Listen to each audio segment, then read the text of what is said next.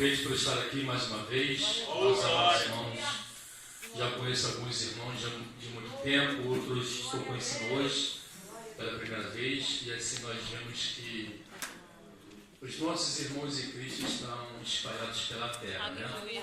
Fico grato pela oportunidade e convite que me concederam para estar hoje aqui, para trazer a palavra de Deus mais uma vez, e que a palavra de Deus venha tocar em nossos corações, amém? Amém. Rapidamente vamos abrir as nossas Bíblias no livro de 1 Coríntios, capítulo 15,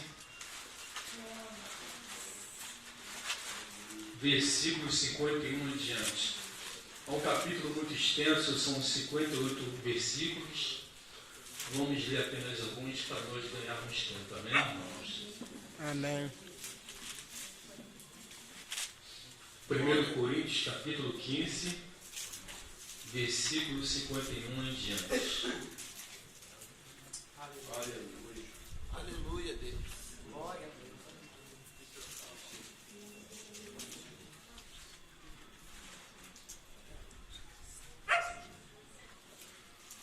Esperar os irmãos encontrar para lermos juntos.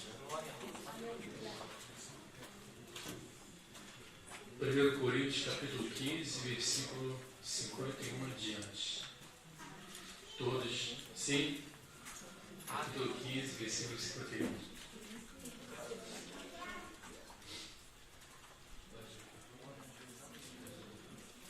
Todos já encontraram já, irmãos? Amém.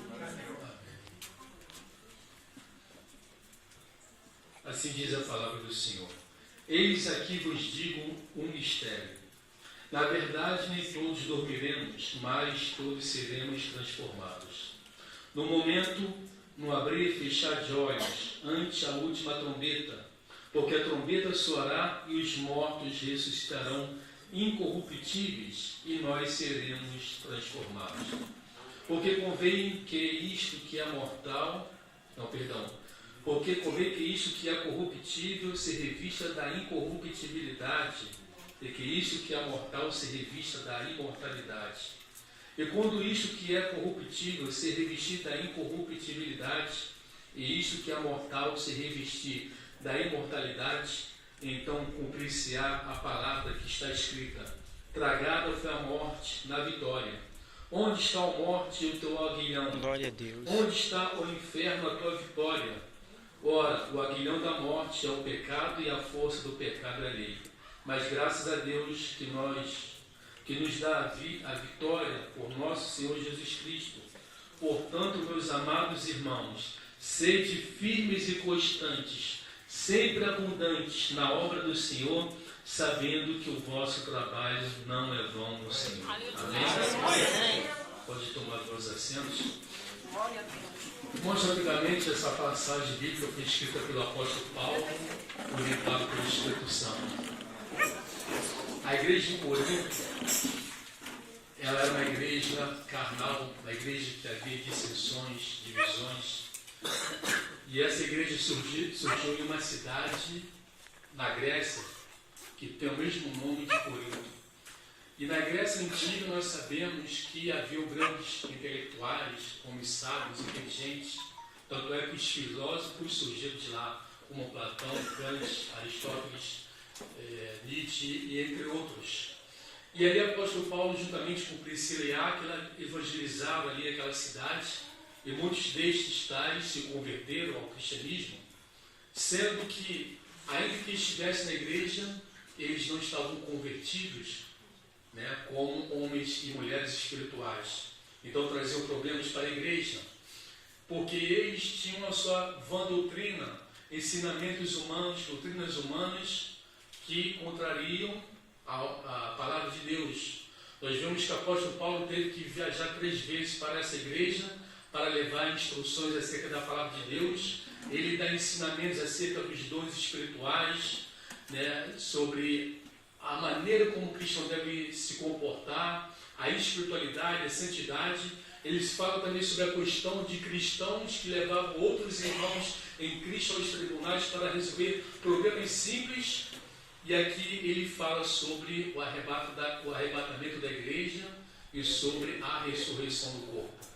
Talvez alguém ali poderia ter dúvidas acerca da morte física, como também da ressurreição, e aqui o apóstolo Paulo vem explicando acerca do arrebatamento da igreja. Observamos também no livro de 1 Tessalonicenses, capítulo 4, versículos 3 ao 18, se eu não me engano, também fala sobre o arrebatamento da igreja, que será o ápice da redenção do povo de Deus. Todos nós estamos aqui hoje nesse culto buscando uma bênção divina ou uma bênção material. Aqui tem pessoas que procuram uma porta de emprego, um casamento, a restauração de uma família, pedindo a Deus também uma aposentadoria ou coisas desse gênero, como também cura física, cura emocional. Mas no livro de Tiago diz que todo aquele que se apresenta diante de Deus, jamais ele o despedirá de mãos vazias.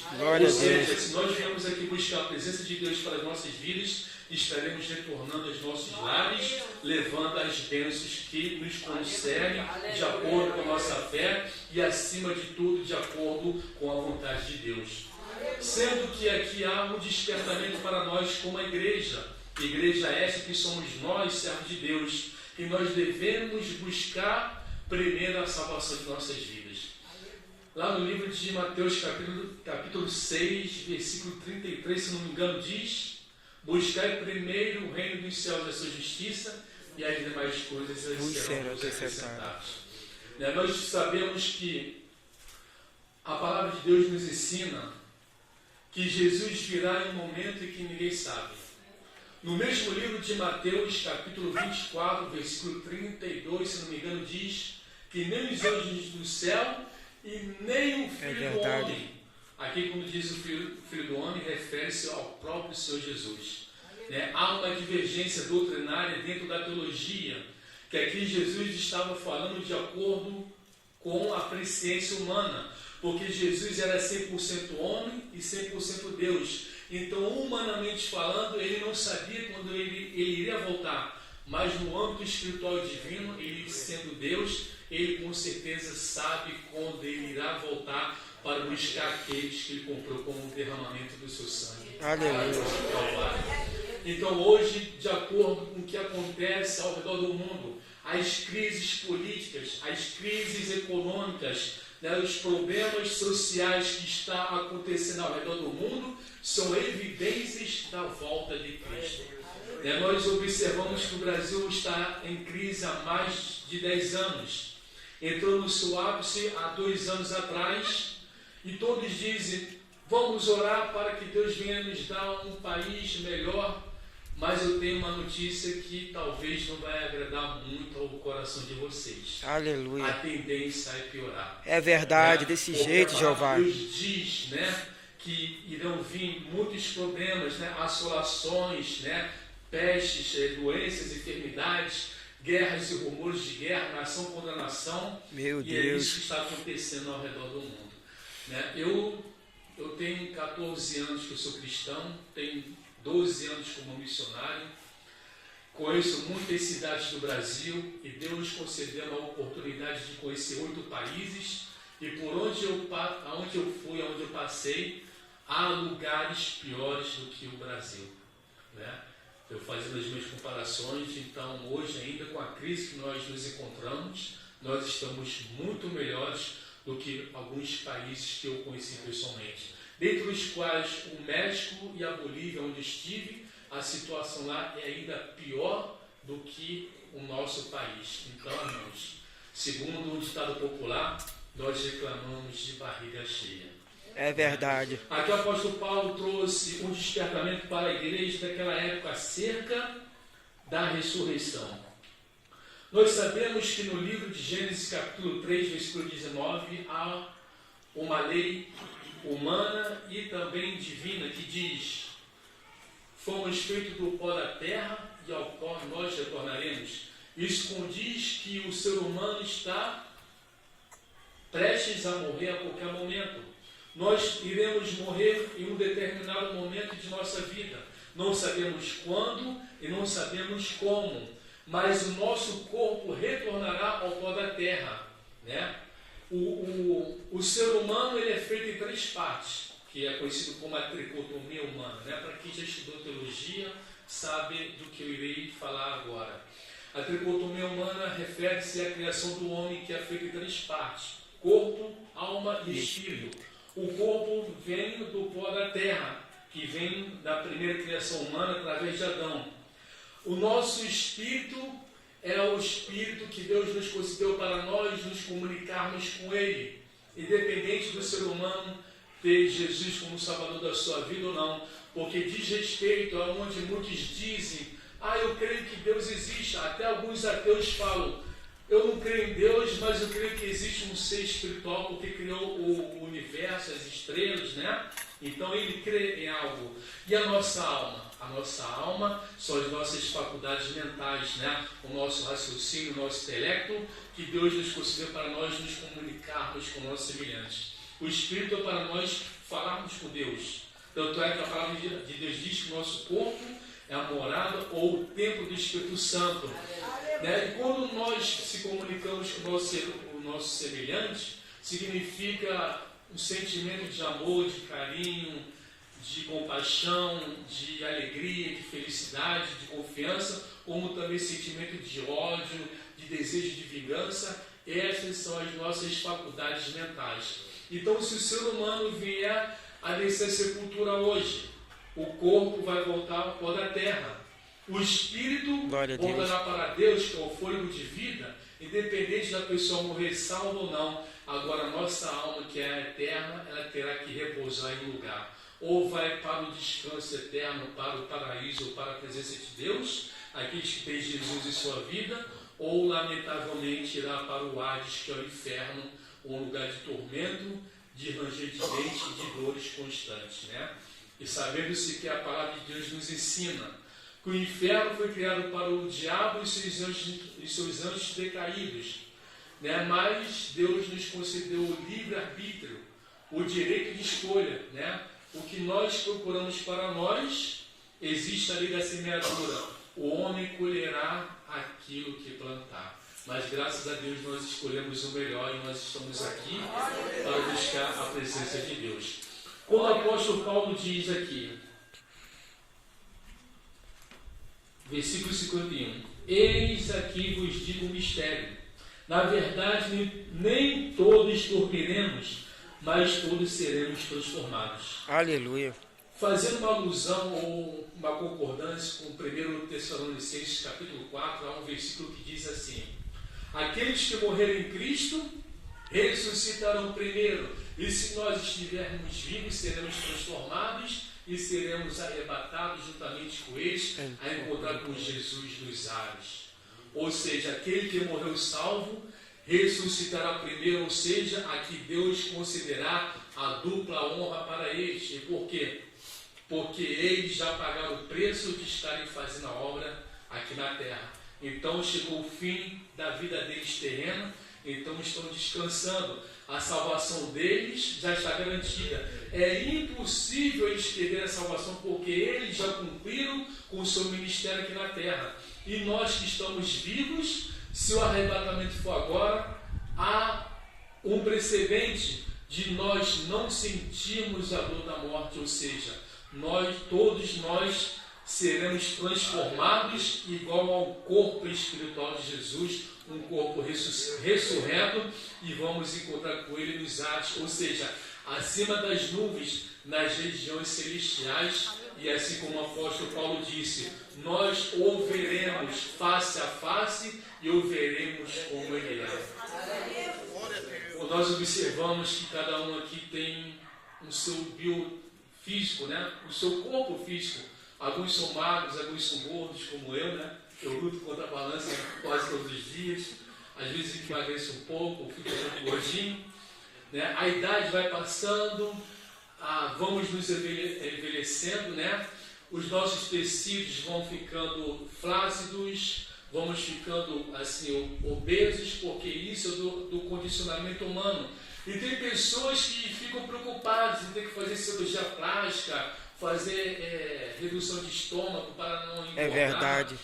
E outras coisas para ter uma aparência jovem. Mas nosso corpo, ele vai envelhecer um dia.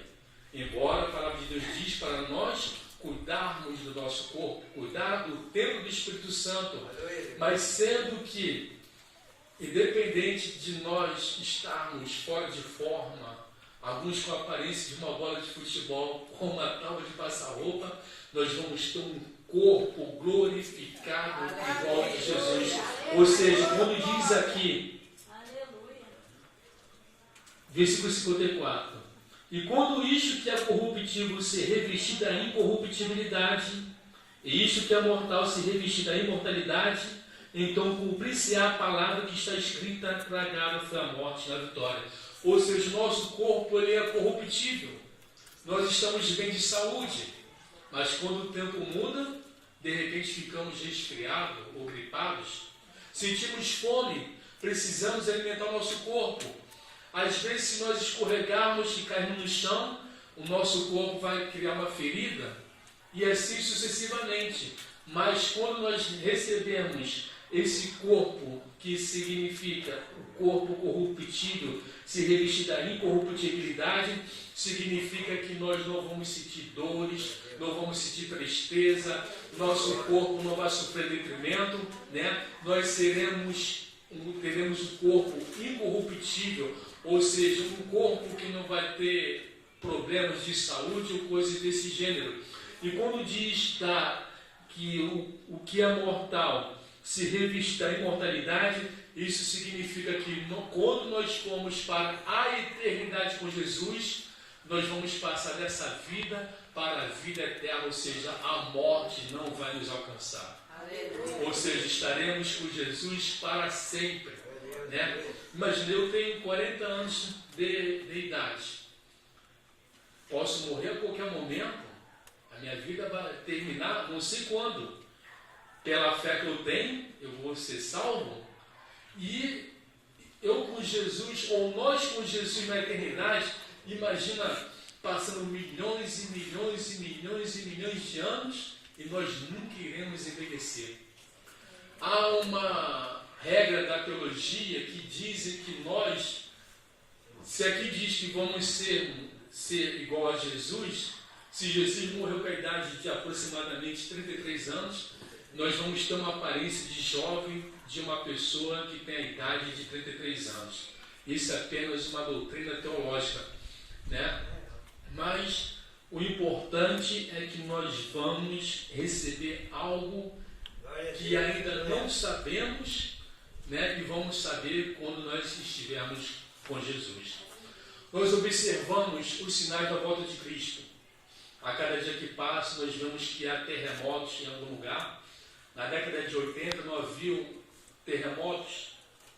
Na década de 90 surgiram alguns terremotos. Quando chegou no ano 2000 para cá, o que você mais ouve são terremotos. Eu estive no Chile 3 anos seguidos. E o Chile é um país que constantemente já tremor de terra. E eu tive a experiência do tremor de terra. Irmãos, eu peço que vocês nunca tenham essa experiência, que é algo horrível. Né? Estava dentro de uma casa, no segundo andar, era 1h da manhã, de repente ouvi um som igual de uma gritadeira, as placas tectônicas se movimentando, e de repente eu fui arremessado igual bola de ping-pong. Eu ia para cima, ia para baixo, depois ia para a esquerda e para a direita. E não tinha como parar. É uma sensação horrível. Parecia que o mundo estava acabando. Você observa assim o asfalto, uma rua asfaltada, se a pessoa cai e se machuca, se movimentava igual uma serpente, e o asfalto parecia que era tipo borracha. Uma coisa inexplicável. É uma sensação horrível. Imagina como será o arrebatamento. A palavra de Deus diz que a trombeta soará. E aqueles que morrerem em Cristo ressuscitarão primeiro. E se nós estivermos vivos, todos nós seremos arrebatados a encontrar com Jesus nos ares. Mateus capítulo 25, se não me engano, diz que na terra haverá uma grande tribulação que nunca houve e nunca haverá. O momento terrível que a terra vai enfrentar para aqueles que ficarem, ou seja, aqueles que não irão subir no arrebatamento. Quando a igreja for arrebatada, que somos nós, vamos ser julgados de acordo com as nossas obras. Chama-se o tribunal de Cristo. Ou seja, hoje Jesus é o nosso advogado, mas naquele grande dia o Jesus tornará o juiz de todas as coisas. João capítulo 5, versículo 22 diz que todo julgamento foi concedido ao Filho do Homem. Ou seja, Deus entregou ao seu Filho, que é Jesus, o julgamento da humanidade. E a palavra de Deus diz, se eu não me engano, o apóstolo Pedro escreveu que o julgamento começará dentro da casa do Senhor. O tribunal de Cristo refere-se, estamos salvos, fomos arrebatados, para sempre salvos e assim estaremos, sendo que o tribunal de Cristo refere-se ao julgamento das nossas obras. E assim Jesus vai pegar as nossas obras e vai jogar no fogo. E se a nossa obra não sofrer detrimento, vai ser classificado como ouro, ou como prata, ou como bronze. E se sofrer detrimento, vai ser classificado como pedra, como palha e como feno. Ou seja, aqueles que fazem a obra de Deus com amor, com carinho, com determinação, e na espiritualidade vai receber um galardão. O galardão é uma premiação da parte de Deus para aqueles que fazem a obra de Deus com espiritualidade e desprendimento aqui na terra. E aqueles que fazem a obra de Deus de uma forma relaxada, de qualquer maneira, com carnalidade, com inveja, com contenção, com disse-me-disse ou coisas desse gênero, o galardão dele é terreno, ou seja, reconhecimento da parte do homem, mas será rejeitado por Deus e reprovado. Então o galardão, de acordo com o meu entendimento, conforme diz Daniel capítulo 3, que diz mais ou menos assim: aqueles que muito ensinam a justiça refugirão conforme o resplendor do firmamento. Se nós formos voltar lá na criação do céu e da terra, Gênesis capítulo 1, nós vamos ver que Deus criou 3 luminares para governar o dia e a noite. Durante o dia, o sol. Durante a noite, a lua e as estrelas.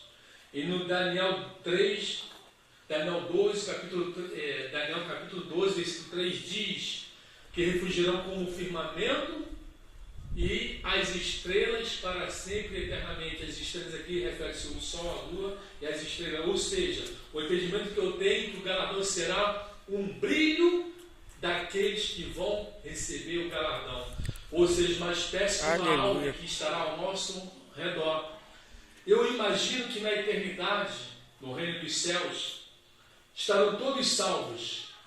Aqueles que receberão galardão e aqueles que não receberão galardão. Estaremos com as vestes resplandecentes, com a coroa de ouro, o nome escrito em nossa fonte, ou nossa testa, assim diz em Apocalipse. Um grupo vai estar com um brilho, brilhando como o sol, como a lua, como as estrelas, e outro sem nenhum brilho. Eu creio que os anjos, e eles vão dizer, aquele povo lá que brilha como o sol, aquele outro povo que brilha como as estrelas, e aquele povo que brilha como a lua, eles verdadeiramente pagaram um alto preço na terra por fazer a obra de Deus e fizeram com amor, com determinação e na direção do Espírito Santo. Esses fizeram a diferença na terra. Eu creio que nós somos espirituais, eu creio que nós fazemos a obra com Deus com carinho, com amor, com determinação.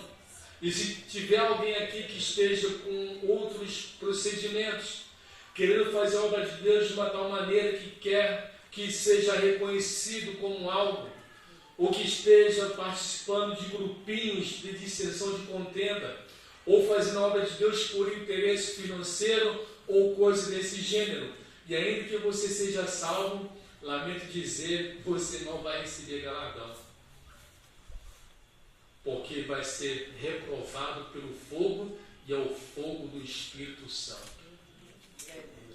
Então, que nós possamos mudar o nosso conceito no dia de hoje, procurar fazer a obra de Deus com determinação, com carinho, com amor e sendo espirituais. Enquanto houver a tribulação na terra, nos céus vai ter o tribunal do Cristo. vamos receber o nosso galardão. 7 anos de tribulação na terra, 7 anos de festa para a igreja. Enquanto a humanidade que ficava a passar por um tormento terrível, a perseguição do anticristo, e nós vamos estar regozijando e nos alegrando.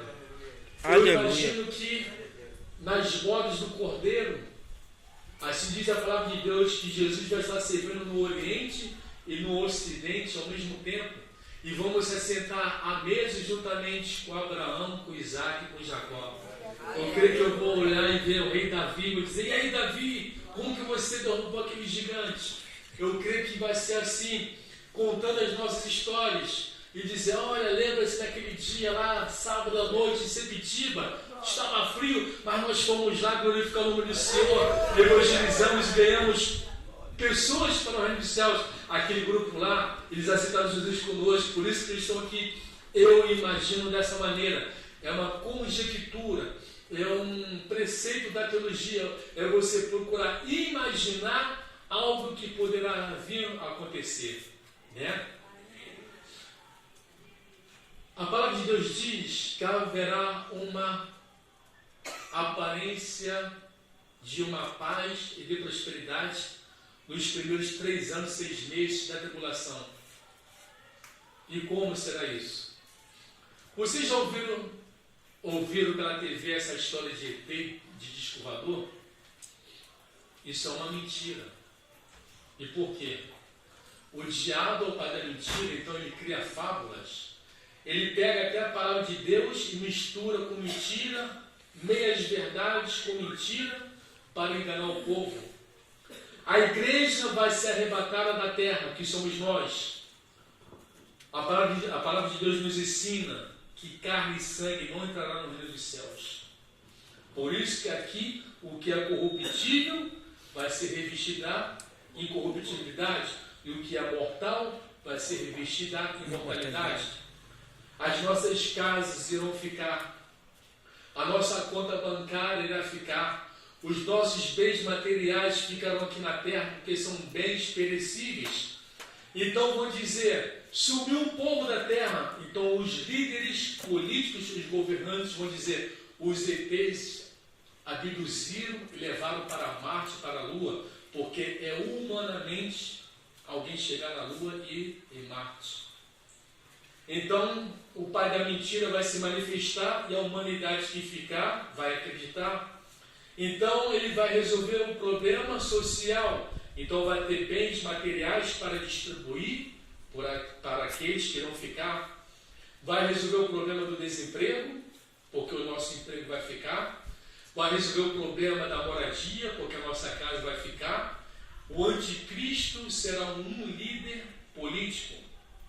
Há quem diga que o falso profeta já manifestou-se na terra. Apocalipse diz que virá 2 bestas, o anticristo e o falso profeta. O falso profeta é um líder religioso que dizem que é o Papa. E o anticristo é um líder político que antes dizia que era o presidente dos Estados Unidos, mas na minha opinião irá vir da comunidade europeia. Daniel capítulo 7 fala no rei de Belsazar, se não me engano. Daniel teve um sonho de alguns animais, creio que são 5 ou 4, não me lembro. Fala de um animal com a aparência de urso, um com a aparência de águia, outro com a aparência de um leão, e outro que irá ter um coração de homem, que iria dominar 10 reinos. E se nós formos observar algumas nações, as suas bandeiras têm os seus símbolos. A Rússia tem um símbolo de um urso. O urso polar vem da Rússia. Aqui já está manifestada uma nação, a Rússia. A bandeira dos Estados Unidos tem um símbolo de uma águia. E aqui já está manifestada um outro animal. A bandeira da Inglaterra tem um símbolo de um leão. Já está manifestado aqui uma outra nação. E quando fala que iria dar a um ser um coração de homem, que iria dominar 10 nações, fala da União Europeia, que são constituída por 10 países. Então o quebra-cabeça está sendo montado. A qualquer momento, a trombeta vai soar. Santo E como Deus. Mateus diz, 24, 25, não me lembro. São Mateus 24, 25 diz: uma falsa aparência de paz e depois virá uma repentina destruição. Observamos o acordo de paz entre Estados Unidos e a Coreia do Norte, entre Irã e Estados Unidos, e agora entre a Coreia do Norte e a Coreia do Sul e a Coreia do Norte com a China. E agora um problema que há em Israel, na faixa de Gaza, a Cisjordânia, que é uma pequena comunidade reconhecida pela ONU, mas Israel não reconhece, e por isso que há uma constante guerra em Israel. E por quê? Através de um erro de Abraão, quando ele deitou-se com Agar, a sua escrava, por causa de Sara, e assim ela lhe concedeu um filho chamado Ismael. Esse povo da Cisjordânia são os descendentes de Israel que lutam contra o povo israelita para ter um direito de herança na faixa de Gaza. O templo que foi construído por Salomão e foi destruído, ele vai ser reconstruído novamente, porque Daniel diz que o anticristo sentará onde? No lugar santo. E ali vai ser oferecido o sacrilégio santo, que é o anticristo, o líder político e mundial. Então há uma guerra religiosa entre os judeus ortodoxos e contra os islâmicos. A mesquita de Alá foi construída na rocha do domo, que é onde dizem que Abraão ofereceu Isaac como sacrifício. Então o templo que foi construído por Salomão e destruído no ano 70, depois da morte de Cristo, pelo Império Romano, será reconstruído. Então há um certo acordo de paz entre eles, entre os judeus e o povo islâmico. E a qualquer momento esse templo vai ser construído. E quem atenta para os sinais da volta de Cristo sabe que a volta dele está mais do que iminente. Então nós temos que observar. Hoje falo acerca do chip que querem implantar na humanidade. É uma preparação da marca da besta. Este chip vai ser manifestado depois do arrebatamento da igreja. É verdade. Então hoje nós procuramos bênçãos para nossas vidas. Já vou terminar, irmãos. Talvez não vou terminar porque o arrebatamento poderá ser agora. Então nós procuramos bênçãos para nós. E há um direito nosso, mas sendo que acima de tudo nós temos que procurar a salvação de nossas vidas. Antes de terminar, tem 2 dias que eu cheguei de Pernambuco, participei de uma cruzada missionária durante 30 dias lá. Estava com um grupo de chilenas e uma missionária da Angola. Na verdade, eu não iria participar dessa cruzada, mas solicitaram minha presença para eu ser intérprete de um grupo de missionários do Chile. E com esses 12 anos de experiência missionária, o lugar que eu enfrentei muita dificuldade para evangelizar foi Pernambuco. 90% do povo que nós evangelizamos eram todos desviados, conhecedores da palavra de Deus. Então eu fiquei pensando, se eles fossem convertidos, talvez Pernambuco seria o estado mais cristão do Brasil. Mas como a maioria são desviados, então é o estado mais apóstata do Brasil. Nós oramos por muitas pessoas doentes e a maioria receberam a cura na hora, mas não quiseram receber Jesus. Eles vão atrás de nós pedindo oração, mas com o intuito de querer ouvir visões e revelações, mas não queria Jesus.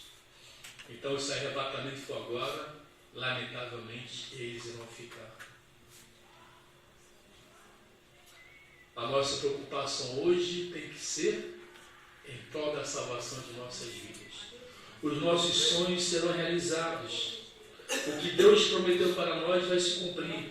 Mas se nós não buscarmos a salvação de nossas vidas, tudo irá ficar. Versículo 55 diz: onde está a morte, o teu aguilhão? Onde está o inferno, a tua vitória? Eu imagino que aqui o apóstolo Paulo já estava percebendo que a sua vida estava chegando ao fim. Então aqui eu imagino que ele estava zombando da morte, porque ele estava alcançando a salvação da sua vida. Ora, o aguilhão da morte é o pecado, e a força do pecado é a lei. Mas graças a Deus que nos dá a vitória por nosso Senhor Jesus Cristo. Portanto, meus amados irmãos, sede firmes e constantes, sempre abundantes na obra do Senhor, sabendo que o vosso trabalho não é vão no Senhor. Ou seja, o seu trabalho terá recompensa aqui na terra e na eternidade. Apocalipse capítulo 20, versículo 15 diz: e aquele que não foi achado escrito o seu nome no livro da vida, este será lançado no lago de fogo. Que os nossos nomes possam permanecer escritos no livro da vida, para quando chegar naquele grande dia, o primeiro julgamento será da igreja. Depois irá vir os 1000 anos do reinado de Cristo na terra. Satanás será preso. Irá vir a marca da besta. Satanás vai se levantar contra Israel. E entre outras coisas, Satanás será solto e depois será lançado no lago de fogo. E a humanidade vai passar por um grande julgamento. Os que morreram em Cristo ressuscitarão primeiro. E quem morreu sem salvação também vai ressuscitar com um corpo desprezível da maneira como morreu. Nós estaremos no julgamento como testemunhas contra eles. Apóstolo Pedro diz que nós vamos julgar os anjos. E quem são esses anjos? Nós, a igreja, nós vamos julgar Satanás e os demônios. Apóstolo Paulo diz que Deus, ou Jesus, vai esmagar a cabeça da serpente debaixo dos nossos pés. Aleluia. Vai nos conceder essa honra. Apocalipse 20, versículo 11 em diante diz que os livros vão se abrir, os livros das obras, e vai dizer para aqueles, desde a época de Adão até os dias atuais, que morreram sem salvação, vai dizer: você nasceu em tal dia, você viveu isso, você viveu aquilo. Esta é a minha igreja que eu comprei com meu sangue. Eles evangelizaram o mundo, falaram do meu amor para você, e você desprezou a salvação da sua vida. Você morreu em tal dia, e aqui o seu nome não está escrito no livro da vida. Eu imagino que correntes eternas vão arrastar essas pessoas com gemidos, com gritos e ranger de dentes, direto para o lago de fogo. E nós vamos estar à direita de Jesus como ovelhas, e vendo a humanidade classificada como um bode sendo arrastado para o fogo eterno. Há pessoas que ainda não têm salvação de suas vidas no mundo. E através de você, uma simples palavra, você poderá mudar o destino da vida dessa pessoa. Apenas falando do amor de Deus para ela e ganhando ela para Jesus. E quando você fala do amor de Cristo para outra pessoa, você está exercendo o dom do amor, porque você está mostrando o caminho que leva ao reino dos céus, que é através de Jesus. E se alguém aqui ainda não tem Jesus como Salvador da sua vida, ou não tem certeza da sua salvação, este é o momento de você render aos pés de Jesus e recebê-lo na sua vida. E assim eu agradeço a oportunidade.